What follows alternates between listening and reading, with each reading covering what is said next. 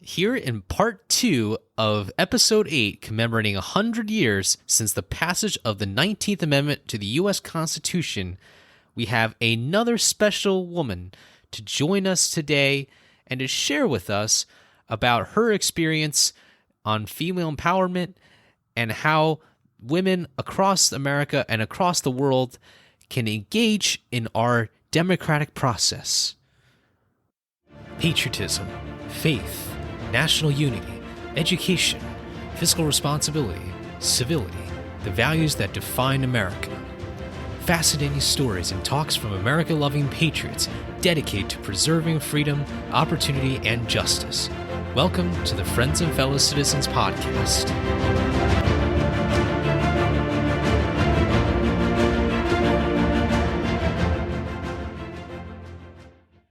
Hello, and welcome to another episode of Friends and Fellow Citizens. I'm your host, Sherman Tylowski. I've got another great guest with me today to join me in part 2 of this episode commemorating 100 years since the passage of the 19th Amendment to the U.S. Constitution, Jacqueline Thomas.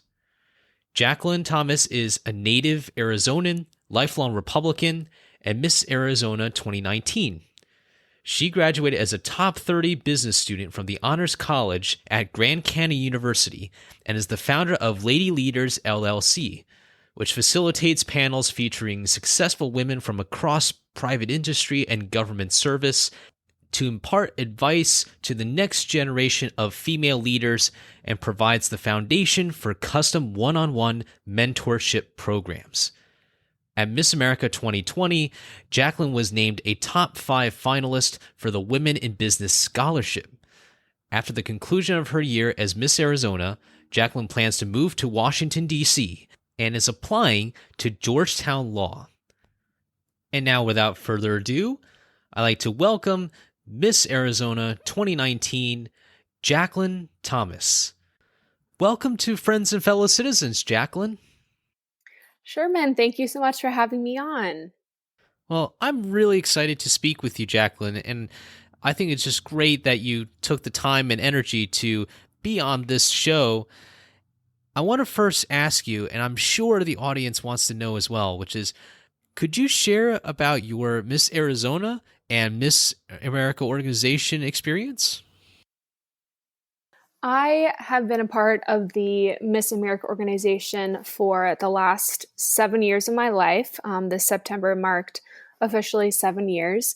And what is ironic about the passing of the historic 19th Amendment and its 100th year anniversary is that this year is also the 100th anniversary of the Miss America organization. And I think that it is no coincidence that Miss America started during a landmark time when women were given the right to vote. And ever since that time, they have been a disruptor in society, training women and preparing them for the world and preparing the world for great women, which is their new Miss America 2.0 motto, but has always been their motto. My time as Miss Arizona was amazing. It was a dream I had ever since I was a little girl. I grew up watching Miss America, but never really knew how to get involved. And I went to junior high with a girl who won Miss Arizona in 2013.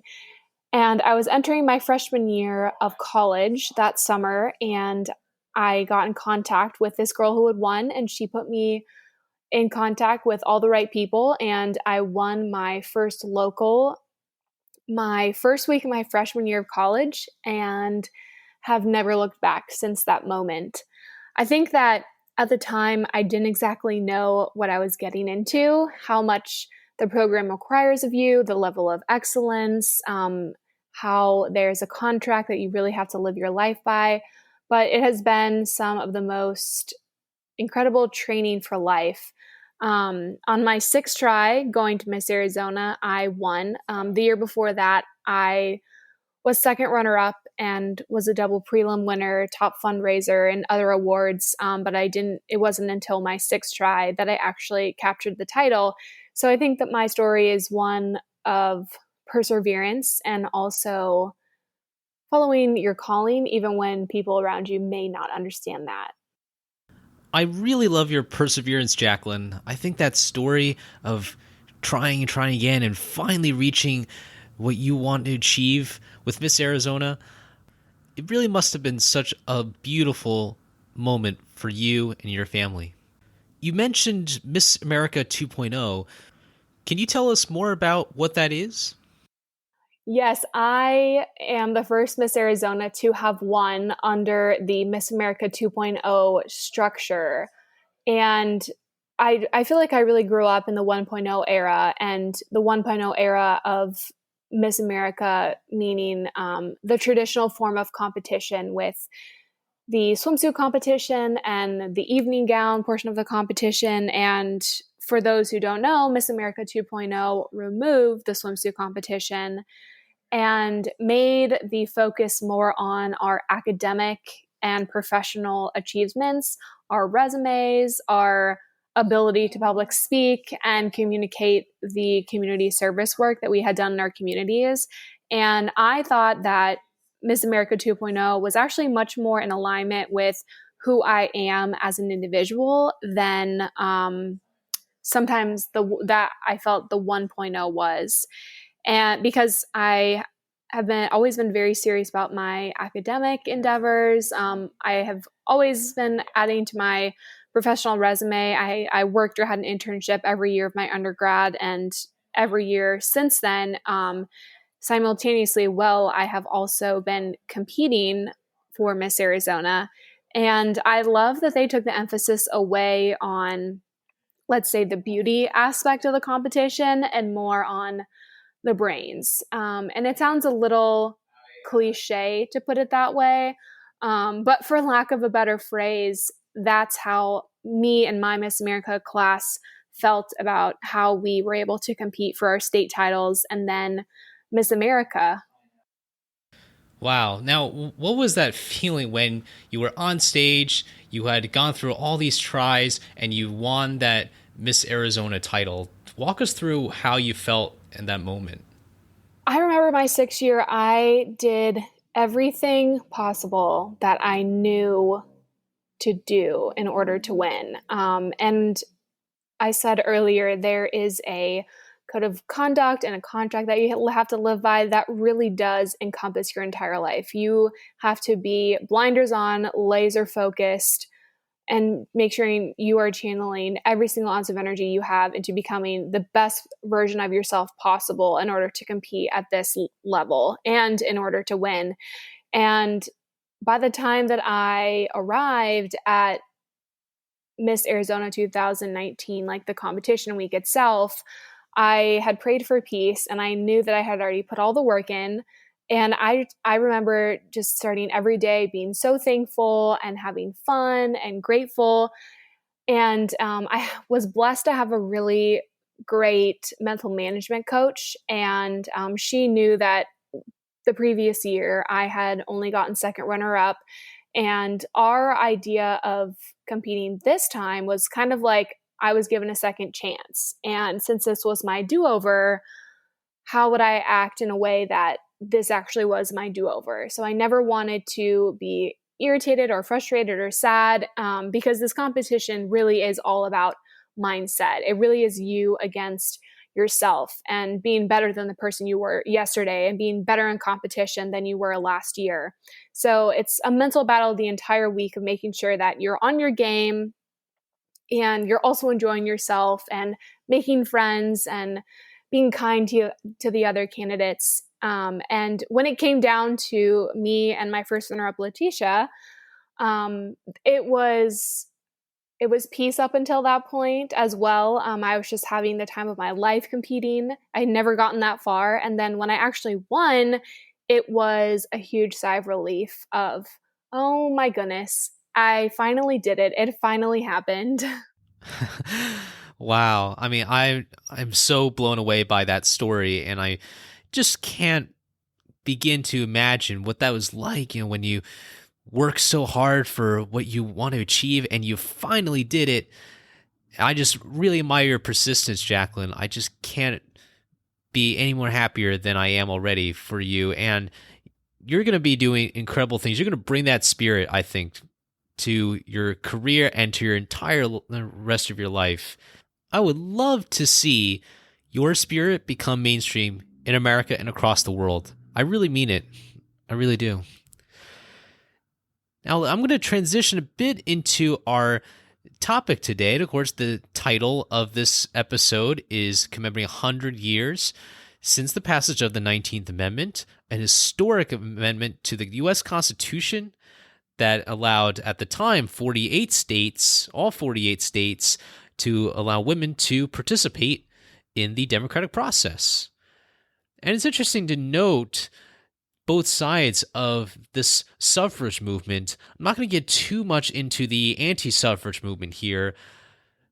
While there were some really, really queer and strange things that were coming out of that side, there was certainly a lot of pushback because there were men and some women who didn't want to disturb the status quo.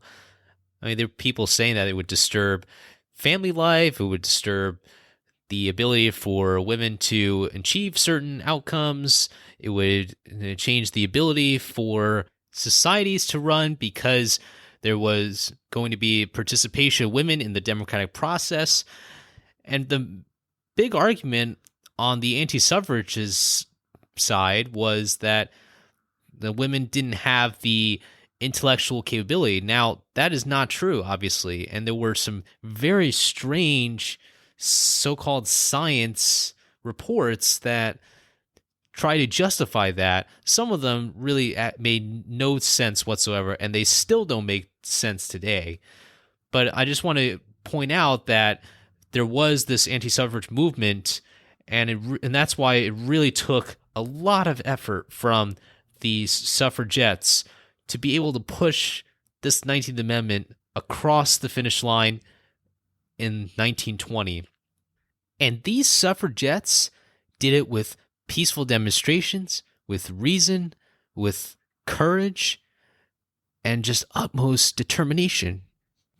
And looking back, I think 100 years ago, doesn't seem that long ago, but I think when you look at just how impactful that was, you think about the generations of women that prospered because of these efforts, these potential efforts that could never have perhaps been ever realized in the history of America, then I think we really see how revolutionary that was. America is a country of revolution, and there is no doubt that the 19th Amendment is a symbol, just a big part of that American revolutionary spirit. When you think about the women's suffrage movement in the United States, what are some things that you think about right away? When I think about these women and how some of these movements are similar to movements that we are seeing here in the US right now, I think about these women that thought about the next generation of women and how they were willing to risk it all so that their children and their daughters could have a better life. And I think that that really is a hallmark of American patriots from the very beginning. I mean, isn't that exactly what our founding fathers did? They came over here from England, and then we declared war on England so that we could have our own land and freedoms and govern ourselves. And they were willing to risk everything for the sake of this idea that all men are created equal. I absolutely love what you just said, Jacqueline. On Friends and Fellow Citizens, we reflect on the past. Of course, we reflect on the founders, but we also believe that that was just the beginning. They set up the foundation and the mechanisms for progress. And as the current generation, we are here to continue to make that progress just like they did back in the 1770s to 1780s, 1790s. And I think it starts with a great fascination and understanding of history. No, absolutely. And I just wanted to comment on that about what you said about history. It's so important to know accurate history and the movements and the principles and the people that advanced different ideas and ideology and policies in the past so that we can learn from them and we can do better. And also recognize that some of the things that are happening in our American culture and society today are not necessarily an accurate reflection of what happened in history years ago. So that's why I think it's so important to study and learn on things that actually happened so that we continue to better our country. Well, we are certainly a lot about history here on Friends and Fellow Citizens. And I'm really glad that to hear what you're saying about the importance of history, because I really don't think that it's being taught very well in our schools today. And as we commemorate the 19th Amendment, I think we also have to be vigilant about particular movements that I think are denigrating and destroying what the founders and what the women's suffragettes wanted to fight for. And they wanted to fight for an America where gender would not be a barrier, an obstacle for people to pursue what they want to achieve in their lives. And unfortunately, we are living in a culture where, because of cancel culture, because of this idea that, with third wave feminism especially, that all men are somehow sexist, or that anytime there's a man out there that he wants to sexually assault a woman, I mean, it's just nonsense and crazy. I mean, of course, there are bad apples out there, but to assume that a whole entire gender, in this case men, assuming a whole gender to be sexist, I don't think that is absolutely what we should be fighting for. It is utterly disgusting to see what is happening with third wave feminism. And we need to get back, I think, to the fundamental values of why these women fought for what they fought for. And to never forget the men as well who fought alongside the women. Equal opportunity for both genders has to be emerging from both genders. It cannot be one gender or the other. Now, in the light of these disturbing movements, what do you think are some of the best ways to commemorate and remember those incredible sacrifices from the women's suffrage movement? I think first and foremost, it's important to know our history. And like you were just saying, the passage of the 19th Amendment would not have been possible without men. So this movement of women earning the right to vote with the passage of the 19th Amendment was never about making men less than women and sort of, let's call it, flipping the tables, as it were. It was more about giving women a seat at the table. And the third wave of feminism really scares me, and I've made sure not to align myself or any of my advocacy with that, because I think it's so important to focus on, again, knowing accurate history, focusing on empowerment, and being personally responsible and accountable for your actions. I think that being personally responsible and accountable for your actions go a lot longer than people realize. And if people would stop and take a good hard look at their actions and what they're doing and how they want to make the world a better place, and if they're really living up to who they claim to be, then we would live in a much different society. I could not agree with you more, Jacqueline. And I just want to thank you for sharing those words and showing that feminism, at least feminism in terms of female empowerment, doesn't have to be one gender or the other. It should be as united as possible, because I want to be able to see women achieve great things, because that gives me hope. That gives me hope that people can coexist and that peace and freedom can be instilled within our society. I think about the incredible sacrifices that countless men and women have given up for these particular causes, of course, notably the women's suffrage movement. And this movement spanned decades, if not centuries, in the making. Perhaps the suffrage movement probably dated back right around the founding of the country, but it could have been happening even before that. And I'm really glad to see that in the United States Capitol Rotunda, we honor Susan B. Anthony, Lucretia Mott, and Elizabeth Cady Stanton in that beautiful marble sculpture that represents the values and represents the sacrifices that countless generations have fought for.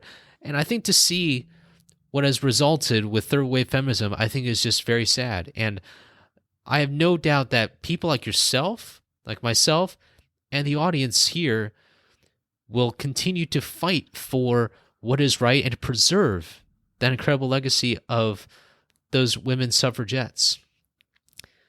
Now, I want to ask, now moving on a bit from history, now in the Miss America pageant, every girl has a social impact initiative. Your social impact initiative is called Lady Leaders. Tell us more about the initiative and organization. Lady Leaders is an organization that I had the idea to start back in high school because I went to a private high school, and the highest position I was afforded in student government was that of secretary because I was a female. And what the school believed and how they operated was all the leadership opportunities and resources were given to the young men. And I sat at a boardroom table with only men, from junior high all the way up to the highest administration and faculty. And I wasn't allowed to participate in the conversation either because I was only the secretary and there to take notes. But what I felt the entire time in all those meetings was that they were missing an entirely other side of the conversation, because women bring different perspectives to the conversation.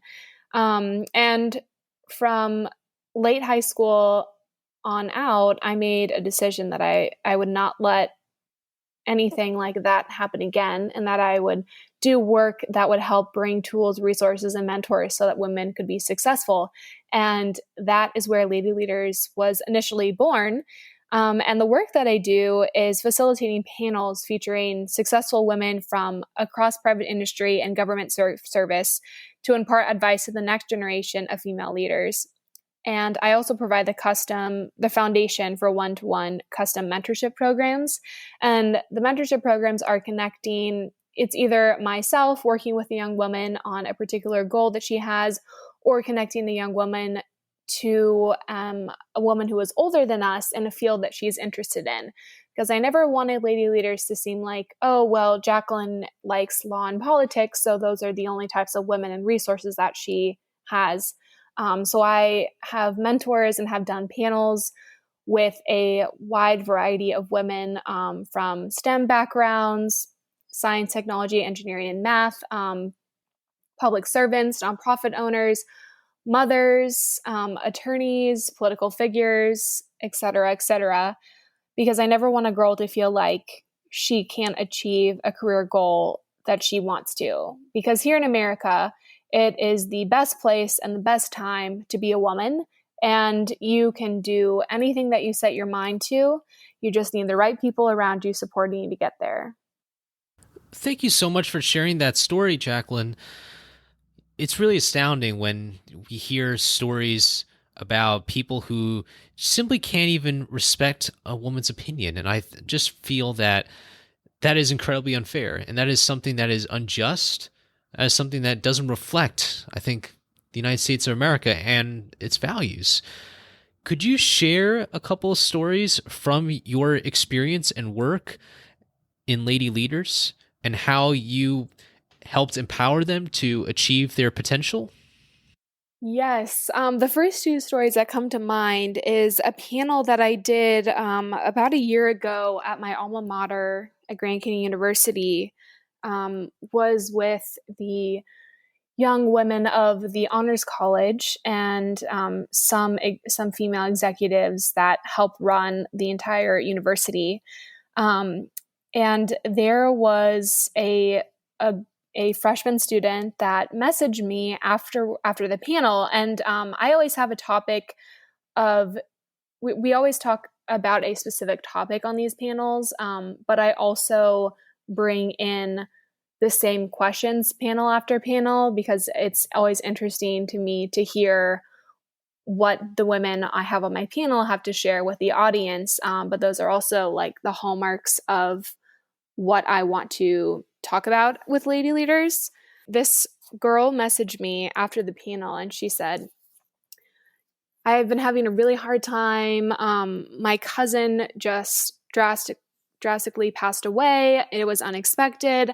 I've really pulled out of all my classes and extracurricular activities, but the dean of the honors college encouraged me to come to this event, even though I really haven't left my dorm the last couple of weeks. And I didn't want to go. I didn't know who you were. I didn't know what Miss Arizona was. I didn't know what a lady leader is. And I'm so glad that I came because I left so inspired, and I'm now getting involved with the student government at the Honors College. I'm putting in more effort to my classes, and I'm not going to drop out of college now. That was a really great story to be a part of. And then on the other side of that, one of my childhood best friends, she stopped working after she had children, and now her children are grown, and it's been about 19 years that since she's been back in the workforce. And she told me that because of the work that I shared with Lady Leaders and things that she had been a part of, it inspired her to go back to school to get her realtor's license, and she now has a successful real estate practice that she's working on. Wow, man, those are great stories, Jacqueline. I just can't imagine being in those situations when things are difficult, when people might feel that they can't be empowered. And yet, people like yourself, I think, do an incredible job inspiring women like these two women that you've described just right before. Nowadays, there's so many initiatives all around the world that care about women empowerment, that care about breaking down those historical barriers. There are so many international ones that I could name, but I just want to give a quick example. I work for a think tank, and we do a lot of research about different U.S. foreign policy initiatives, and it's really great to see how there are a growing number of women empowerment initiatives, especially in countries that historically and even to this day, unfortunately treat women as second-class citizens. It's a long road ahead, I think, for many of these initiatives, but for any kind of change, there has to be a starting point, right? And I think what you're doing, starting at such a young age, I think we are the pioneers of the future, and I unequivocally support additional initiatives so that more women around the world can experience this level of equal opportunity. Let's just take one example from the White House. The Women's Global Development and Prosperity Initiative was started by Ivanka Trump, and I think this is a classic example of how people from the top can influence those around the world and to push this idea that women can become entrepreneurs, they can become inventors and creators, and truly are becoming an essential part of not just the economy of a country, but the general well-being and the general prosperity. So my question to you, Jacqueline, is, are there any other initiatives or organizations that you plan on becoming a part of in addition to Lady Leaders?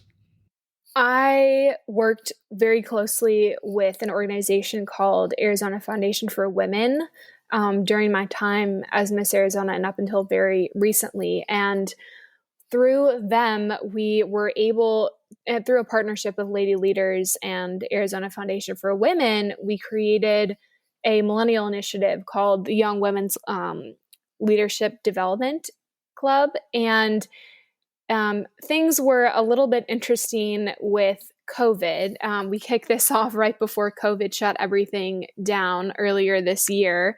But I felt like this women's organization was missing an entire facet of the community because they weren't really doing enough to reach the millennial generation.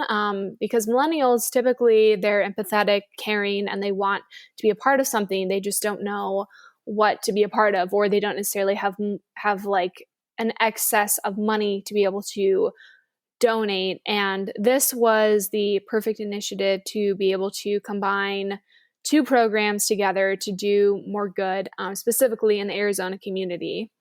And and excuse me, an initiative I would love to be a part of is the Women's Global Development and Prosperity Initiative. I think that Ivanka Trump is doing an incredible job, and she's having unparalleled results to any other administration for the opportunities and fundraising and protections that they're giving to women, not just in America, but all around the world. And I think that showing that women can prosper in the workforce, and giving them vocational education, workforce development, and skills training is the goal so that we can create more societies all across the world that don't see women as second class citizens, but as equal partners that contribute to the economy and the workforce and provide for their families just as much as any of their male counterparts. That reminds me a little bit about the work I'm doing for a think tank that focuses on U.S. foreign policy in the Indo-Pacific. I track a lot about the different State Department initiatives, USAID initiatives, even DoD initiatives that promote women empowerment in countries where people there still largely consider women as second-class citizens. And I really believe that we're turning the tide. I think we're making a big difference in terms of inspiring more women across the entire world through soft power, through influence. And I really hope that this means a new era for women across the world. We can't wait to see, I think, what these initiatives are going to bring. And I'm so excited to see that women like Jacqueline are doing what they can to promote this message of bringing people together and ensuring that the women of the 21st century will be a new century of progress and of harmony. Now, Jacqueline, you must have learned so much about yourself and your community and your country throughout your lifetime. What are some of the greatest lessons that you've learned in your lifetime so far? The most meaningful lesson that I feel like is especially timely for the political climate that we're living in today is that here in America, you can accomplish anything that you set your mind to through hard work, integrity, and perseverance. And that has also been the story with my journey over the last 7 years to finally winning Miss Arizona. There are plenty of people at the beginning and at the end who told me no, who said I could never do it, and were just really trying to drag me down or tell me that my dream or my calling, I wasn't valuable enough to achieve it. And I think that that's such a lie, because when you have something on your heart that you know you're supposed to do and you're supposed to do it for the betterment of other people, you should chase after that relentlessly. And I also think that on the topic of following your goals or dreams, I think it's important to realize that it's not just about you. I think that a huge, huge point of my success in winning Miss Arizona and doing better and better was when I stopped thinking about how this would affect Jacqueline and started thinking about how I could affect the Miss Arizona organization. And that distinction in my mindset is what made all the difference, because it took the pressure off from being about me to what I could do to benefit others. And I think that that's also a huge hallmark of American society. We're very generous. We are always the first ones to aid and send money to help other countries and other people when they're hurting and at their times of need. And I think that right now is no different than any other time in that. Amen, Jacqueline. Amen. I just could not agree with you more on that, because when you talk about putting others first, I think that is the sign of a true public servant. I remember I was learning about something with regards to just learning about each other and learning about what the purpose of life was. And I'll never forget, someone once told me, he said, the point in which you start living for others and not for yourself is the zenith of happiness. And I think it's no different when we talk about public service, talking about women empowerment, such as the kinds of things that you're doing with lady leaders. And I think we have not seen the entirety of that spectrum of people who have made those dedications, made those differences to improve the lives of numerous people. And I think this episode that we're recording right now is a testament to the dedication of the women suffragettes, as we've mentioned a few times already. But I also think that it represents a new era of women empowerment. I really hope that this generation and future generations will capitalize on the amazing accomplishments that we've seen in history. I mentioned the sculpture within the U.S. Capitol Rotunda. I mentioned it in the previous part as well. But in part of that sculpture, behind the three ladies, behind Lucretia Mott, Elizabeth Cady Stanton, and Susan B. Anthony, is a tall, standing blank rock. And what that symbolizes to many is the countless opportunities that are out there for women of all different backgrounds to pursue and to achieve. And just like we are trying to carry out the achievements and the successes of the women's suffrage movement, on this podcast, we talk about Washington's principles as a continuation and an evolution based on the founding principles of our country. I'm talking about the principles of patriotism, faith, national unity, education, fiscal responsibility, and civility. So out of these principles, Jacqueline, which of these do you find are most valuable when talking about the women's suffrage movement and the reflection on this historic amendment 100 years ago?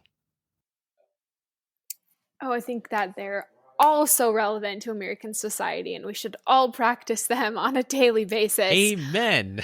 But when I think about three that are really relevant to my experience as Miss Arizona and just me personally, I think of patriotism, faith, education, and civility, because I feel like Miss America is a very unique combination of those three things. I mean, she is Miss America after all, one of the most iconic patriotic traditions and hallmarks of American society, regardless of the changes that the organization itself goes through. But the founding principles of the Miss America organization are that of celebrating the state that you come from and being proud of your country and being proud of your roots. And that in and of itself brings unity and patriotism. And education is also a huge hallmark of the Miss America organization. Miss America is the #1 provider of scholarships to women in the entire world. And here in America, we greatly value our education and our freedom of education. Not everyone all across the world has the same access to free education that we are fortunate enough to have here in America, and that really helps our society progress. And the third thing that I really like about these three concepts relating to the Miss America organization would be civility. Now, as a title holder, you are not there to represent a partisan party. You are essentially a princess of the people. You're there to serve the people, to be an advocate for them. and to champion policies that are for the betterment of children and families. And that in and of itself creates a level of civility because you have people from all different backgrounds, all ethnicities, all sides of the political spectrum, and what are and everything else that you can believe. And all these people come together for the purpose of volunteering and giving back to the community and helping transform young girls into professional women. And you're doing all that on the foundation of these hallmarks of patriotism, education, and civility. I think you're absolutely right. I kind of regard Miss America as an institution because the organization for now 100 years has given countless women opportunities that were not possible before Miss America. And to be able to understand, I think, what that means for yourself and for other women, I think is a really fascinating lifelong learning experience. You mentioned civility. I think that's been the most common theme in all of our episodes, which is that with civility, we can accomplish much more than if we just kind of hid in our own echo chambers, pretending that there isn't a point of view. I mean, that's just not helpful at all. And I think what you've brought to women of all different backgrounds, being Miss Arizona, participating in all these events and campaigns to promote what is right, I think it's just so admirable. And as I often say on this podcast, if we did not progress from the era of the founders, I think the founders would be very disappointed in us. And so what we're doing in this day and age to promote what is right for women and men alike, I think is going to be our moment to hold on to those values, those timeless values that we often talk about on our podcast. I want to now close with a new question, and this is something that I personally decided to add on to this podcast to make it more unique, but also to show that our reverence of what the founders laid for us is still alive and well in 2020 and beyond. So Jacqueline, because it is a special episode, we're going to be doing something a little different today. I'm going to ask you who your favorite founding father is, but also a woman whom you admire from the early days of America. And tell us why you chose these two individuals. My favorite founding father was George Washington, without a doubt. I would say that my favorite suffragette was Elizabeth Cady Stanton, as she was really the leader of the women's rights movements in the U.S., and she was the main force behind the Seneca Falls Convention, and she was a primary author of the Seneca Falls Convention's Declaration of Sentiments, which outlined essentially the equal rights that women wanted to men that they didn't have at the time. And I really admire Elizabeth because I don't think that she would have subscribed to today's ideals of feminism. I think that she wanted women to have the right to vote and to not be seen as second-class citizens. But at the same time, she understood that women are uniquely different from men, and different doesn't mean unequal or not worthy. Like I was talking about earlier, women bring a different perspective to the table. And when we have another perspective that is empathetic and creative and compassionate in a way that's different than how men might see some issues, I think that that's so important when discussing the main fundamentals that make up policy that's determining the direction of our nation.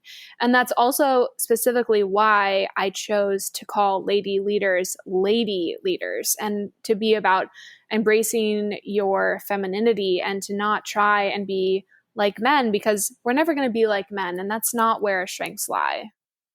Really well said, Jacqueline. I think about the George Washington, in my quote unquote unbiased opinion, I think you're absolutely right. I think he was the best founder, but that's just a personal choice. And we've got so many great other answers here. We've had Jefferson, we've had Ben Franklin, and many others. And my perspective is that in tandem, I think they created a very unique institution and a unique country in America. And I don't think we should ever forget what they left for us. But as we all know, I think the women's suffragettes will always be in our hearts. We will always remember what they believed in and what they might want us to do. I often think about different issues currently, whether it's politics or other things, and I would think to myself, what would George Washington do? What would James Madison do? What would Alexander Hamilton do?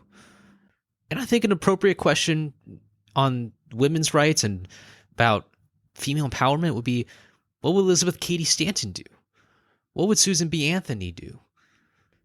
And I'm so grateful to be able to share this commemoration of the 19th Amendment with you, Jacqueline. And I want to thank you so much for being on this episode, for sharing your experiences. And I have no doubt that you're going to go really far in life. I can tell. I cannot wait to see what you accomplish in the future. I feel like we covered a great deal of things that I love talking about. So I just wanted to thank you for having me on. It's my pleasure. And to our listeners, thank you so much for joining us today. I hope you enjoyed this episode. I have included Jacqueline's social media information in the show notes below. Please check out her website and organization, ladyleadersempower.com, also listed below this podcast episode. This will conclude our two-part episode commemorating 100 years since the passage of the 19th Amendment to the U.S. Constitution. Remember, new episodes come out every Monday at 6 a.m. Eastern, so make sure you subscribe and share with your friends and family. Until next time, have a great day and a great week, and I'll see you soon. So long.